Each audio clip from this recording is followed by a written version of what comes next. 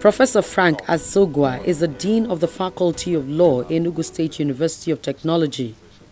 He believes the decision to pull out from some world organizations is in the interest of Nigeria.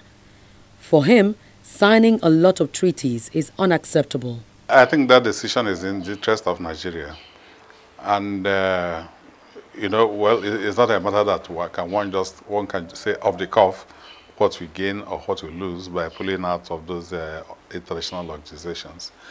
But the president is the first citizen of this country. He wears the shoes for Nigeria. He knows where the shoes pinches. And I think that to get involved in a plethora of international organizations that may not serve Nigeria any purpose is useless, because we have financial commitments to those organizations.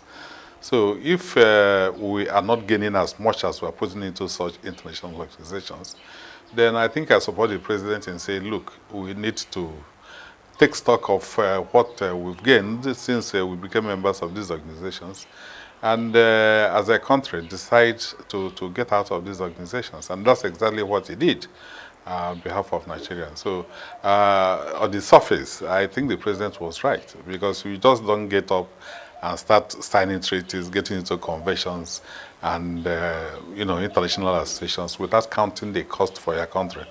We might be losing international cooperation that if you pull out of organizations that you usually get economic cooperations from, then of course, so long as you're not a member of that organization, you are no longer entitled to such considerations. So that is one thing we can lose. And in terms of international relations, I think it's not going to affect Nigeria in any way, because these are associations made up of people of similar backgrounds, if you like.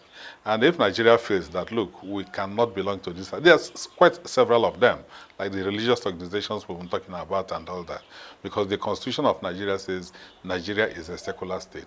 So if that is the problem, that is the point, then of course we're not losing anything.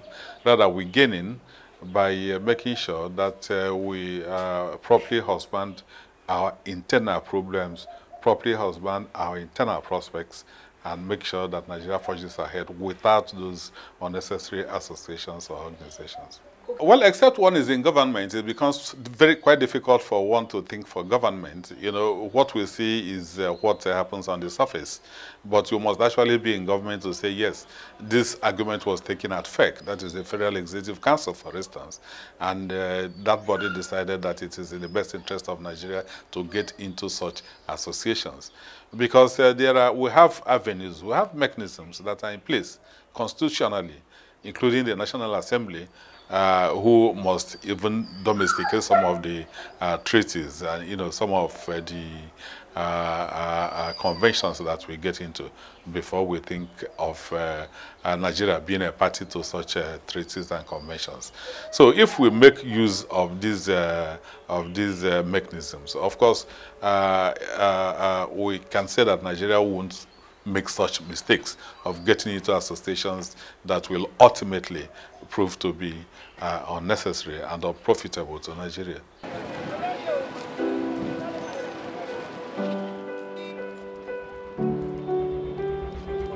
Festus Okoye, a lawyer and the executive director, Human Rights Monitor, seems not comfortable with the federal government's planned decision. He urges the federal government not to pull out of organizations that will protect labor and human rights. I think that what determines relevance and what determines membership of international organizations is the ability of a country to meet its international obligations in terms of attendance and also in terms of financial obligations to such organizations.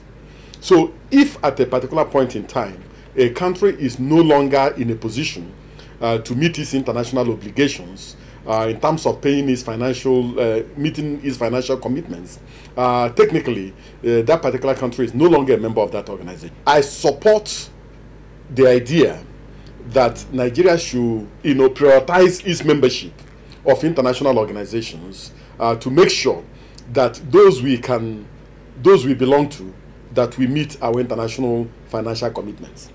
However, before Nigeria pulls out of any of those organizations, the government owes the Nigerian people an obligation to release a comprehensive list of all international organizations that Nigeria subscribes to or Nigeria is a member of.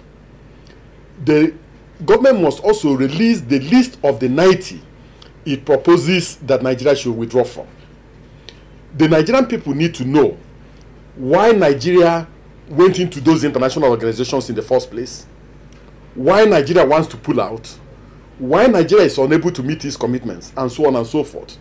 Why I say that Nigerian people must be involved is because there are some international organizations that a country goes into based on certain issues and based on certain criteria and based on certain decisions.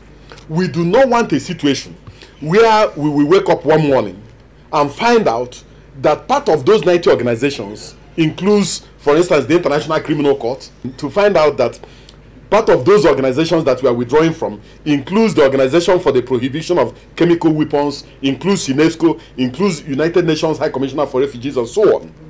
So we want a situation. So basically and fundamentally, I support the idea that if the federal government finds our financial commitments to most of these organizations burdensome, that we should rationalize our membership of these organizations. But the Nigerian people, civil society organizations, professional groups, and associations must be involved in making a determination of the organizations we should pull out of and the organizations that should be retained, so that the government does not go ahead and pull out from organizations that advance the interests of labor, advance human rights protection, and also advance the rights of migrant laborers and so on.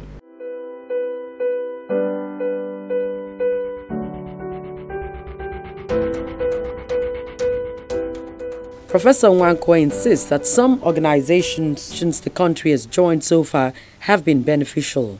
Nigeria have gained the reward from the Commonwealth. We've gained the reward from the Commonwealth. We've gained the reward from the UNO. We've gained the reward from African Union. We are also gaining the reward from ECOWAS. And all these organizations that I have just mentioned, Nigeria plays a peer status. Peer status in the sense that they are recognized. But these 90 organizations that the government are mentioning, I insist that they are agencies. For the organizations so far, the country has gained the reward, and will continue to gain more. Because international institutions and international organizations are all about integration and development, which moves into peaceful coexistence. When they take themselves out of, they are trying to remove themselves from things that will affect us globally, and at that stage, we are not helping ourselves. So for me, I think it's a wrong decision. We'll be devoid of information, that's one. Two, the international community, we have cut ourselves technically out of anything that may be coming from them. So I think it's not a wise decision. That's just my opinion. When you pull out from critical international organizations, when decisions relating to the environment, for instance, are made by those organizations, and you are not there, critical decisions that affects your own environment may be made, and you will have no choice than to abide by them. When you pull out from organizations dealing with the issue of refugees, and you're also prone to refugee problem, when decisions involving refugees are made and you are not there, you are bound to obey those decisions because they may be adverse to your own interest.